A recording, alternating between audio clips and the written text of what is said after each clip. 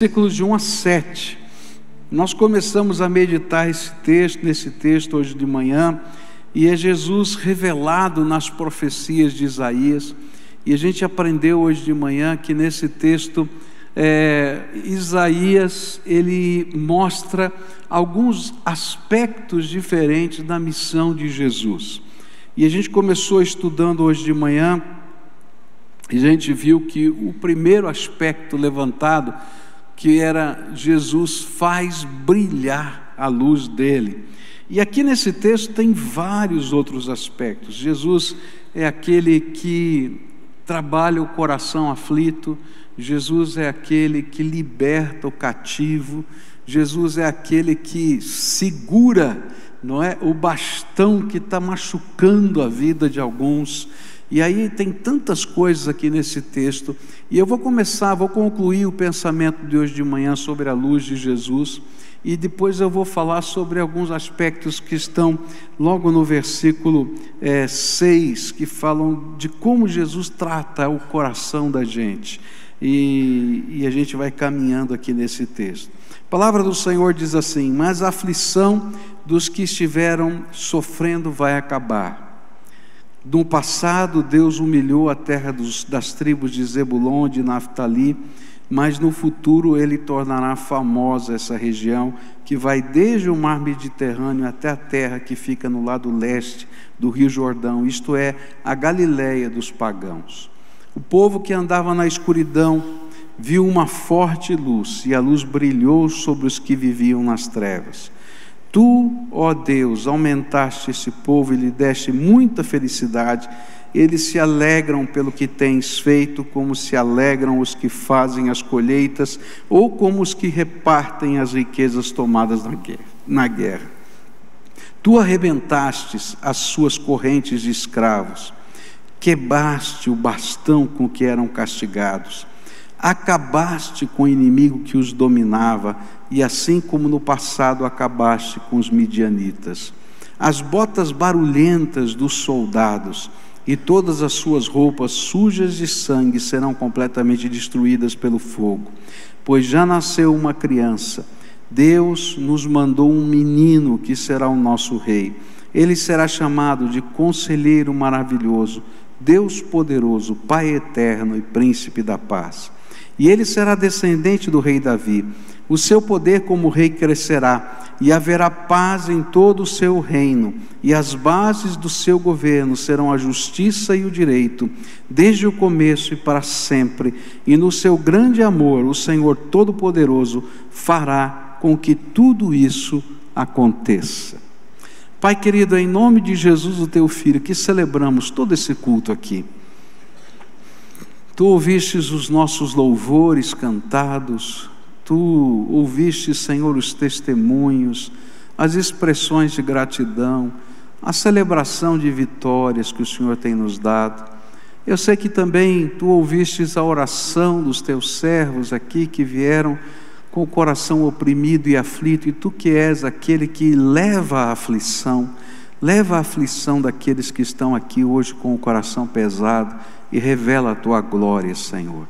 E que no clamor, Senhor, íntimo da alma, haja essa revelação da manifestação da presença e do poder do Teu Espírito. E agora, quando vamos estudar esse texto, aplica a Tua palavra ao nosso coração. Ó Pai, só Tu podes fazer isso, que o Teu Espírito Santo aplique, abre os nossos olhos, toca a nossa alma, e faz aquilo que o Senhor planejou para a nossa vida. É aquilo que oramos em nome de Jesus. Amém e amém. Uma das missões que nós começamos a estudar hoje de manhã é que Jesus veio brilhar a luz de Deus entre nós. E a gente olhou essa perspectiva que aparece no versículo 2 do texto que a gente acabou de ler, que é repetida lá em Mateus 4, versículos 13 a 17, e a gente fez uma pergunta para esse texto, né? O que significa essa escuridão? E a resposta que a gente encontrou é que essa escuridão que a luz de Jesus veio brilhar é uma completa incapacidade que algumas pessoas têm de perceber o rumo trágico que estão seguindo em direção ao juízo eterno de Deus, sem perdão e sem salvação. E aí a gente fez uma outra pergunta: e por que não conseguem perceber? E essa escuridão, ela gera uma cegueira espiritual. E essa cegueira espiritual, ela é imposta sobre a nossa vida. E eu levantei aqui 3 textos diferentes da palavra de Deus que ensinam a gente sobre essa cegueira. O primeiro é que essa cegueira é imposta por Satanás, e ele obscurece o nosso entendimento, a nossa maneira de enxergar a vida. E isso nós estudamos hoje de manhã em 2 Coríntios 4:4, e que a gente não consegue, por causa dessa escuridão da mente, perceber Deus como de verdade Ele é. E a gente inventa coisas a respeito de Deus e vai vivendo a vida, não é? Como se Deus fosse aquilo que a gente imagina e não de fato quem Ele é. Eu me lembro que uma vez encontrei uma senhora e ela disse assim: olha, eu escuto o senhor no rádio e eu não imaginava que o senhor era assim. Eu falei: o que é que você imaginava? Ela assim: eu imaginava um negrão bem alto assim, e fala, eu não era nada daquilo, né? E daí ela pôde me conhecer, e de repente, né, branco, cabelo branco, não tem nada a ver com a imagem que ela tinha na mente. E às vezes nós temos essa ideia, a gente imagina Deus, e Deus se revela como Ele é, e Jesus como luz, Ele ilumina a nossa mente, e a gente pode entender quem é Deus, e a gente pode seguir a vontade de Deus, porque Ele se mostra como de fato Ele é. Segunda coisa que a gente aprendeu é que existe uma escuridão que não obscurece só a nossa mente, mas obscurece o mundo em que a gente está vivendo. E nesse sentido, a cultura em que a gente está inserida, ela está sendo organizada, dirigida, né, pelo Deus deste século, segundo Efésios capítulo 2, versículos 1, 2 e 3. E a gente entendeu que muitas vezes nós estamos sendo empurrados pelo jeitão de viver que a maioria das pessoas pensam ser o melhor. E o interessante é que às vezes até a maioria das pessoas não concordam que isso é o melhor, mas como todo mundo pratica aquilo, às vezes você se sente até mal de fazer o que é certo. E aí Jesus tem que iluminar a nossa mente, e quando Ele ilumina a nossa mente, ilumina a nossa vida, nós nos tornamos luz desse mundo, porque começamos a viver de um jeito diferente, refletindo a luz de Jesus, e a gente começa a impactar a vida de pessoas. Mas agora à noite eu queria concluir esse pensamento, porque a Bíblia diz que existe uma terceira cegueira que precisa ser iluminada por Jesus, e é uma cegueira que nós mesmos desenvolvemos. Então, existe escuridão que Satanás desenvolve, existe escuridão que a sociedade envolta pelo dirigir de Satanás está obscurecendo a nossa mente, mas há escuridão que nós mesmos desenvolvemos, que a gente mesmo faz. Isso está lá em 1 Coríntios, capítulo 1, versículos 18 a 25, onde o apóstolo Paulo diz assim: de fato a mensagem da morte de Cristo na cruz é loucura para os que estão se perdendo, mas para nós que estamos sendo salvos é o poder de Deus. Pois as Escrituras Sagradas dizem: destruirei a sabedoria dos sábios e acabarei com o conhecimento dos instruídos. E então o que poderão dizer os sábios, os instruídos? O que vão dizer os grandes oradores deste mundo? Deus tem mostrado que a sabedoria deste mundo é loucura, pois Deus na sua sabedoria não deixou que os seres humanos o conhecessem por meio da sabedoria deles.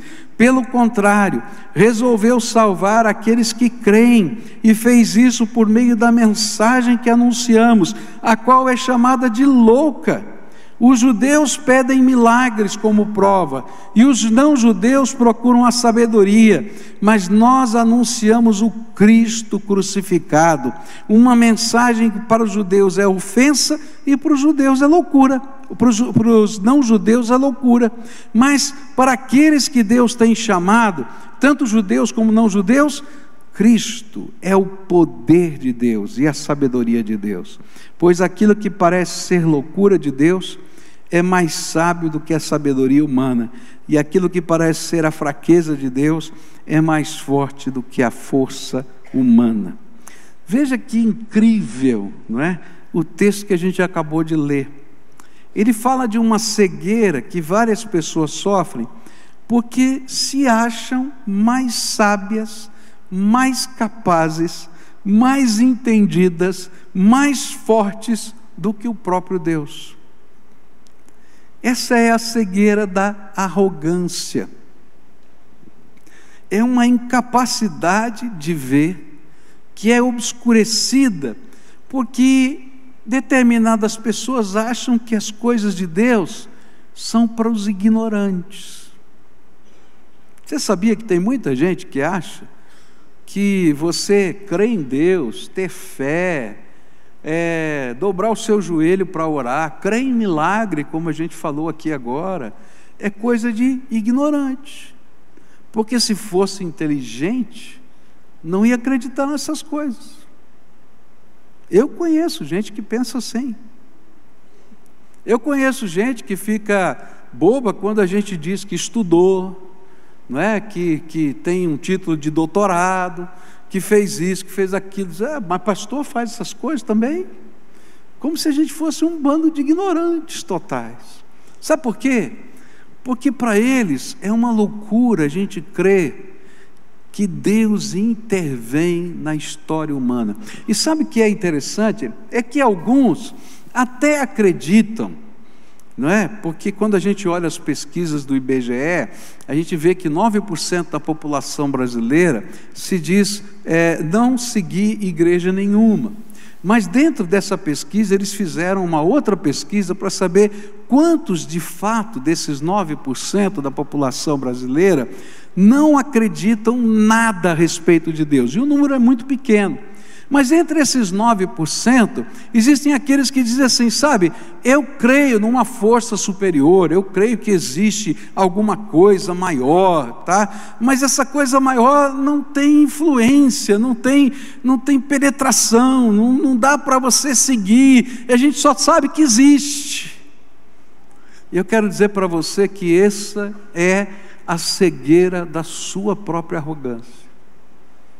Porque Deus existe e se revela. E é tão tremendo isso, né? Porque a Bíblia diz que os céus manifestam, o firmamento manifesta a glória do poder de Deus. A gente olha, não é? E para o universo, fica pensando, o homem não consegue mapear o universo, não sabe o tamanho do universo. Não sabe qual é o tamanho exato do universo. No mapeamento que os homens conseguiram fazer, eles acreditam que exista no mínimo 40 bilhões de galáxias.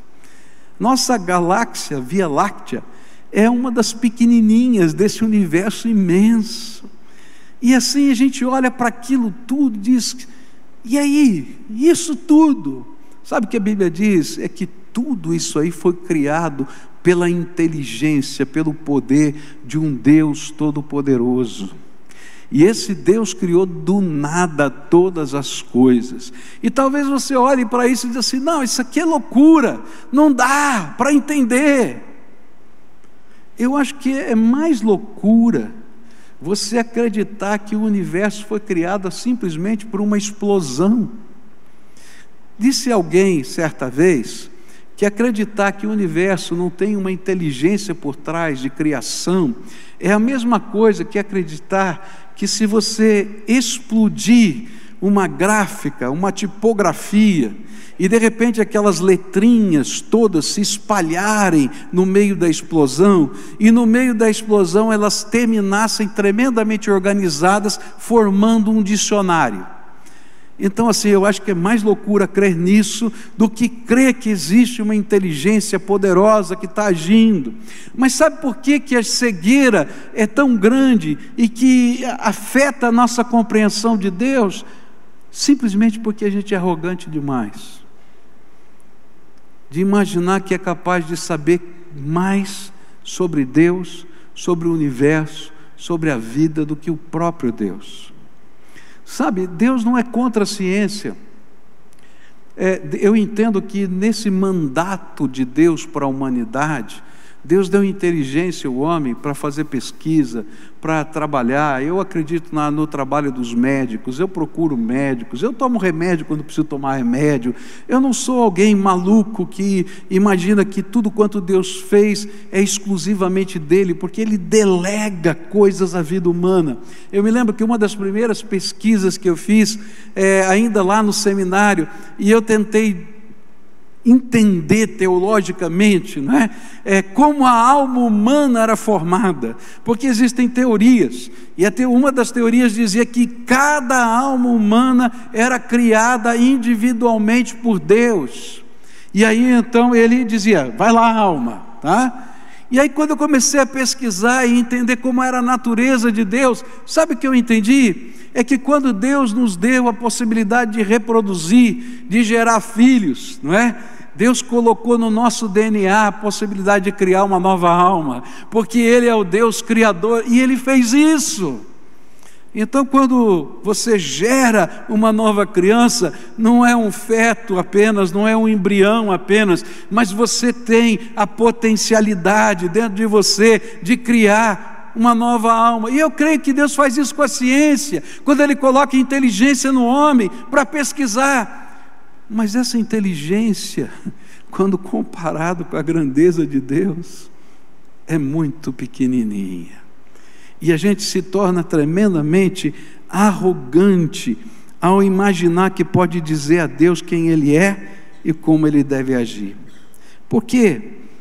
Porque nós somos criatura e Ele é o Criador, porque Ele é o Todo-Poderoso, não é? E Ele está agindo na nossa vida. E foi justamente por causa desta arrogância que Deus decidiu nos salvar usando simplicidade.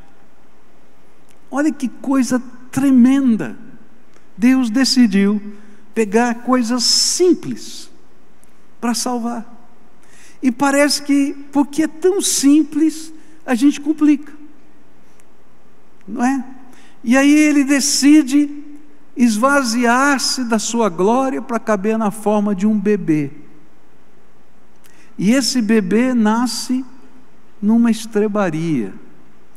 E talvez você dissesse assim: mas por que Deus não mandou nascer esse bebê no trono, não é? No berço de um palácio? Porque Deus, na sua sabedoria, escolheu as coisas simples, para que todo ser humano pudesse alcançar a grandeza da graça de Deus. Aí Ele decide usar a simplicidade e a loucura do ponto de vista humano da encarnação. Como é que Deus se esvazia para caber na forma humana? E aí parece uma loucura. Mas toda a obra da salvação parece uma grande loucura aos homens, porque Ele decide usar a cruz como meio para que os nossos pecados pudessem ser pagos, propiciados. E é loucura porque a cruz naquele tempo representava, tanto no Velho Testamento, como entre os próprios romanos, uma forma de maldição. Maldito é aquele que é pregado no madeiro. Essa é a ideia que está na Bíblia. E Ele diz: sabe, eu me fiz maldição, para que a maldição que estava sobre a humanidade viesse sobre mim. É tão simples, porque a Bíblia fala que Ele se fez maldição por nós, mas parece loucura. E de repente Ele completa essa obra na sua ressurreição. E aí quando você fala, ó, morreu e ressuscitou, parece mais loucura ainda. E a gente diz, como pode um negócio desse? É coisa de doido.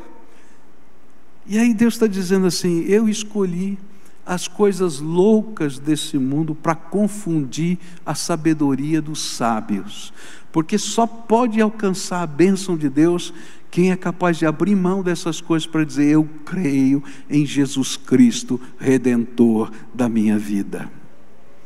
E aí a fé para muita gente é uma loucura, mas parece loucura do ponto de vista humano, mas Deus está revelando que essas coisas são a manifestação do seu poder.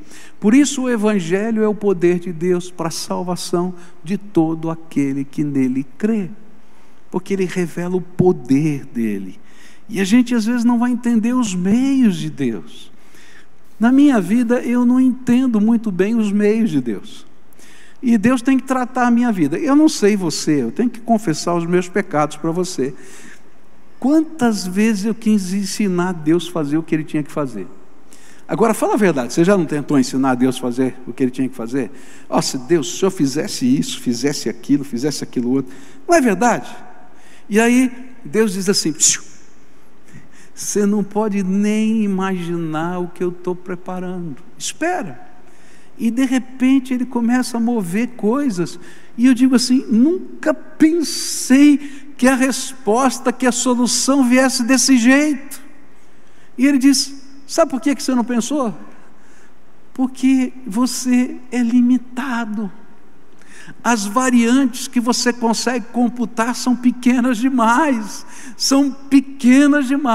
E se eu colocar mais algumas variantes, você vai se perder no cálculo. Eu me lembro que quando a gente vai para a escola, né, a gente começa a aprender equação. Você lembra de equação de primeiro grau, de segundo grau? Lembra disso, negócio aí? X, né, x ao quadrado, xy, né? Aí você imagina uma equação que você tem que descobrir o valor do x, do y, do z, do t, do a, sei lá, põe lá o que você quiser. Chega um negócio tão grande assim, que eu acho que nem um supercomputador consegue resolver.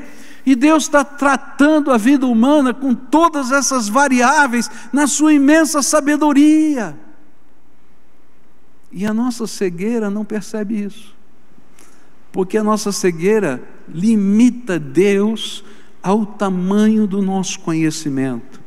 Por isso Jesus veio para ser luz. Chega um determinado momento na nossa vida que Ele pega essa nossa arrogância e Ele ilumina. E essa nossa arrogância, ela é confrontada pela iluminação de Deus. E aí a gente começa a dizer, espera aí, tem alguma coisa diferente aqui. Eu acho que contei a semana passada essa história para você, mas tem tudo a ver com aquilo que a gente está falando. Eu vou repetir. Eu conheci um senhor, psicanalista, e esse homem, a esposa dele, crente, e ele às vezes vinha à igreja por causa da esposa, para acompanhar a esposa, para fazer um dengo para ela, mas ele não acreditava em nada. Mas não sei porquê, ele gostava de mim. E ele sabia que eu tinha estudado um pouquinho de psicologia, então ele gostava de marcar uns horários para bater papo comigo. E eu me lembro que ele me fez ler Lacan, né? E ele falou assim, olha, você não topa ler Lacan e discutir Lacan comigo? Eu falei, tá bom, vou ler Lacan. E aí ele vinha lá com as teorias de Lacan e vinha bater papo. E eu falei, Senhor, tenha misericórdia. Eu queria entender como é que a gente vai levar Jesus para ele, porque Lacan ele entende, mas Jesus não, tenha misericórdia. Eu estava orando por ele, e eu me lembro que ele veio um dia com uma conversa completamente diferente. Ele disse para mim assim, eu tive uma experiência inusitada, e eu queria repartir isso com você. Eu estava lendo um outro livro de psicanálise, e eu fiquei pensando assim, que salvação para o homem é a psicanálise. Olha que coisa maravilhosa. E aí eu senti pela primeira vez algo diferente na minha vida, uma presença.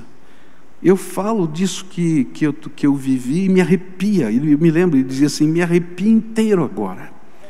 E naquela hora, o que eu pude perceber, não era uma voz, mas veio na minha mente: que salvação pequenina é a sua, porque ela dura até o próximo conflito. Porque uma das teorias da psicanálise é justamente que as nossas lutas interiores estão limitadas aos conflitos. Então os conflitos suscitam, né, toda essa coisa que está dentro da gente. Então você resolveu, você está bem. Então ele diz assim: tua salvação até o próximo conflito, mas a minha salvação é eterna. E ele disse para mim assim: pastor, eu nunca vivi isso na minha vida, me explica agora sobre a salvação eterna. E aí pela primeira vez eu não precisei discutir Lacan, eu abri a Bíblia e comecei a falar de Jesus, Salvador nosso, e tive o privilégio de batizar esse homem. Por quê? Porque a luz de Jesus brilhou no meio da arrogância. Sabe como Deus trabalha?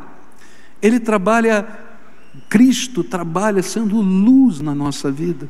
E Ele vem e ilumina o nosso entendimento. E Ele pega essas coisas que às vezes estão lá, sendo tão elaboradas, e de repente Ele desconstrói. E você olha e diz: opa, o que é isso? O que está acontecendo? Às vezes é uma visitação, como esse homem viveu.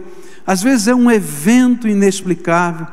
Às vezes é uma situação da tua vida, e de repente o Senhor vem e chacoalha a vida da gente, para que a gente entenda que a arrogância da gente, que está dizendo que você sabe, que você pode, que você consegue, que tudo depende de você mesmo, porque você é quase um Deus, é mentira, porque você é só de carne e osso. E quando vem as nossas limitações, a gente vai perceber rapidinho que a nossa arrogância não tem sentido nem valor. E Deus ilumina a nossa mente. Agora, como eu falei hoje de manhã, quando Deus ilumina a nossa mente, eu posso abraçar a luz, e aí a luz vai continuar. Ou eu posso rejeitar a luz. E se eu rejeitar a luz, a escuridão vai continuar. E eu vou continuar amarrado pela minha arrogância. Mas quando eu abraço a luz, não é? Jesus, que é a luz do mundo, Ele revela o reino dEle para nós. E sabe, o reino dEle agora vem descrito no versículo 6, e eu vou só citar isso aqui, porque o nosso tempo já foi. Mas ele diz assim: pois já nasceu uma criança, Deus mandou um menino que será o nosso rei, e ele será chamado de Conselheiro Maravilhoso, Deus Poderoso, Pai Eterno e Príncipe da Paz. Quando a gente abraça essa luz que Deus está colocando através de Jesus na nossa vida, algumas coisas tremendas acontecem na nossa vida. A primeira delas é que você tem um conselheiro maravilhoso. A gente vai começar a ser guiado pela luz. Quando Jesus disse: eu sou o caminho, a verdade e a vida, e ninguém vem ao Pai senão por mim, Ele está dizendo dessa maneira como Ele lida com a nossa vida. Ele segura na mão da gente e diz assim: vem comigo. Você diz assim: Senhor, me dá o plano, porque eu preciso do projeto. Ele diz: não, eu sou o plano, segura aqui na minha mão e vem comigo. Não, mas me dá um mapa. Ele falou: não, se eu te der o mapa, você vai continuar arrogante. Vem aqui, anda comigo. E aí ele se torna o conselheiro maravilhoso. Gente, quantas situações na minha vida eu pude atravessá-las por causa de um negócio chamado revelação de Deus. De estar orando e o Espírito Santo dizer claramente: olha, faz isso. E todo mundo chegava e dizia: é loucura, é loucura. Ele diz assim: se é loucura, então estou certo. Porque a Bíblia diz, né, que A sabedoria de Deus é loucura. Quantas situações do ministério, essa igreja quase dividiu por causa de uma situação com moral, com um pastor, e Deus falou bem claro para mim: não abra a sua boca. Até a minha mulher queria bater em mim, porque eu não falava nada sobre o assunto, porque Deus revelou o pecado de uma maneira tão absurda, que não tinha como não imaginar. Deus fez no momento certo. Eu me lembro, quando a gente levantou um empréstimo para terminar essa obra aqui, todo mundo dizia: é loucura, porque banco nenhum empresta dinheiro no Brasil para a igreja. Eu falei assim: mas o senhor mandou pedir um empréstimo, então eu vou pedir um empréstimo. E o Bradesco emprestou para a gente, abriu uma linha de crédito de 15 milhões de reais, que o ano que vem vai estar completamente paga. Louvado seja Deus, tá? Quando falavam isso, eu dizia: é loucura. Mas eu tenho um maravilhoso conselheiro. E sabe, ele não é só um maravilhoso conselheiro, ele é o Deus poderoso agindo na nossa vida. Ele está aqui, está dito aqui, ele vai ser chamado de conselheiro maravilhoso, Deus poderoso. E é o poder de Deus que se aperfeiçoa onde? Na nossa fraqueza, na minha e na sua. E aí milagres de Deus vão acontecer, como a gente viu aqui, mas tem tantos outros, de intervenção do Senhor, de porta que abre, de porta que fecha, porque porta que fecha também é milagre de Deus, porque senão você entraria no lugar errado. E Deus está lá no controle, levando a vida da gente, e é esse Deus poderoso agindo, mas eu tenho que aceitar a iluminação dEle. E não somente Ele é poderoso agindo na nossa vida, mas Ele é o príncipe da nossa paz. Sabe o que acontece? Quando Jesus ilumina a nossa vida, e a gente deixa a nossa mente, o nosso coração ser iluminado, Ele é o nosso conselheiro, Ele revela o seu poder, mas Ele dá paz ao nosso coração. Porque enquanto a gente está esperando as coisas acontecerem, a gente fica ansioso. Eu fico ansioso. Eu não sei você, estou falando de mim. A gente sabe, Deus dá uma promessa, dá uma palavra, a gente está no processo, fala a verdade, você está lá no processo, mas aí o coração acelera, e dizia: agora, Senhor, vai demorar mais tempo? Não vai, como é que vai ser? Eu falei: filho, anda comigo. Tá bom, Senhor, estou andando, né? Mas não dá para o Senhor explicar um pouquinho mais? Fala: não, vem comigo. É fé. E sabe o que Ele faz nessa hora? Ele vem e visita a gente com paz. Ele vem e visita a gente com paz. Toda vez que o meu coração está acelerado, eu já descobri que a melhor coisa que eu posso fazer é orar. Eu vou lá para a minha sala conversar com Deus, vou lá para o meu escritório em casa ou aqui, ou lá debaixo da minha árvore, não é minha, do Parque Barigui, eu vou lá orar, eu vou falar com Deus, e ali o Espírito Santo se revela. Não é que já aconteceram as coisas, mas Ele é paz. Ele é paz. E a gente sabe: Senhor, então tá bom, ok, eu estou aqui aguardando. Não é passividade. Eu não sou um cara passivo, não consigo ser, mas é aprender a ser obediente. E a gente segura na mão de Deus e vive a esperança da paz do Senhor no nosso coração. E sabe, Ele vai revelando, e Ele, que é o príncipe da paz, vai consolidando a nossa vida. Nessa noite eu queria orar por você, porque Jesus quer iluminar a tua mente. Há coisas que a sua arrogância não permitem Deus trabalhar na tua vida. E sabe, eu já descobri que para alguns de nós é muito fácil a gente confiar em Deus em algumas coisas, mas é muito difícil confiar em Deus em outras coisas. Por exemplo, na minha vida, eu já aprendi de tantas maneiras diferentes a confiar em Deus na questão financeira, tá? Que olha, isso não me traz espécie. Mas tem essa luta, seja aqui no ministério, seja na minha vida pessoal.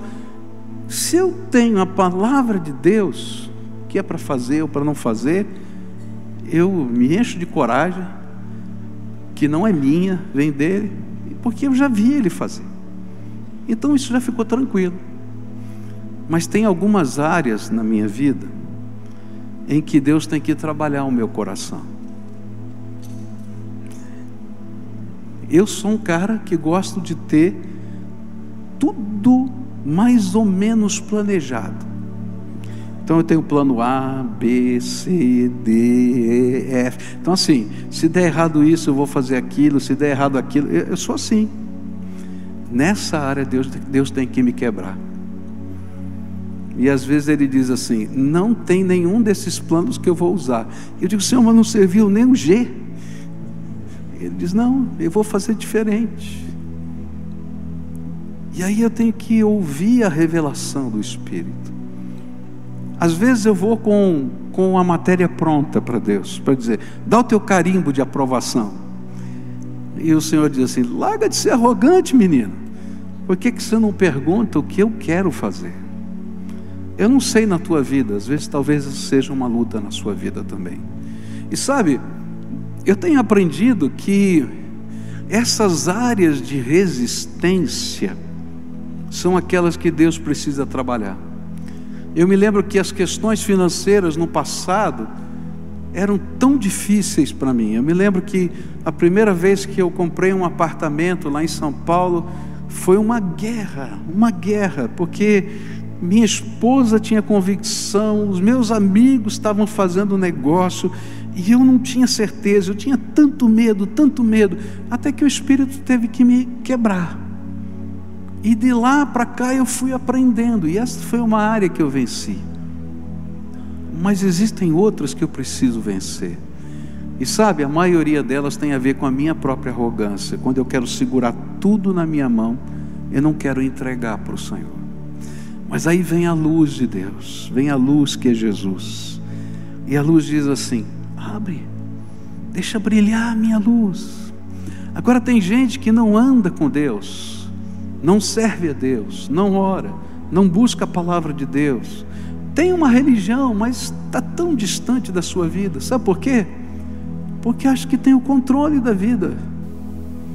Deixa a luz de Jesus brilhar. Você está precisando de um maravilhoso conselheiro, você precisa do Deus poderoso na tua vida, você precisa do príncipe da paz guiando você. E sabe, não tem outro jeito. Menos do que isso é pura arrogância e escuridão. Nessa noite eu queria orar com pessoas a quem Jesus está iluminando, porque Ele está aqui agora. Não sou eu que estou falando com você, não. É interessante quando a gente ouve as pessoas comentarem, né, o que elas entenderam de um sermão. Eu fico cada vez mais doido, porque às vezes é uma palavra que é dita na mensagem que o Espírito Santo pega e se torna a mensagem inteira. E você dizia o resto. Ele falou: não, Deus disse, eu só queria usar isso. E Ele aplica. Então, se Jesus está iluminando a tua mente, você tem duas opções: abraçar a luz com todas as tuas forças e seguir Jesus, o Rei dos Reis e Senhor dos Senhores, ou deixar passar a luz. E quando a luz passa, o que sobra? Escuridão. E você vai voltar a mesma coisa que estava antes. Agora, se você quer mudar, abraça a luz. Quando Jacó viu o anjo, e ele estava morrendo de medo, porque ele tinha que enfrentar o seu irmão que o odiava, ele abraçou o anjo e disse assim: daqui você não sai, enquanto não me abençoar. E eu acho interessante, porque o anjo do Senhor mostrou para ele que ele não podia segurar. Ele vai lá e toca no quadril de Jacó e desconjunta o quadril dele. E daquele dia em diante, até o resto da sua vida, ele tem problema no seu quadril. Mas apesar de tocar no quadril para vencer a arrogância de Jacó, ele viu o coração de alguém que não queria deixar a oportunidade passar. E ele diz: de hoje em diante você não é mais Jacó, usurpador, que era o nome o significado desse nome, mas eu te faço de hoje em diante Israel, príncipe com Deus. E dali em diante a vida de Jacó vai mudar.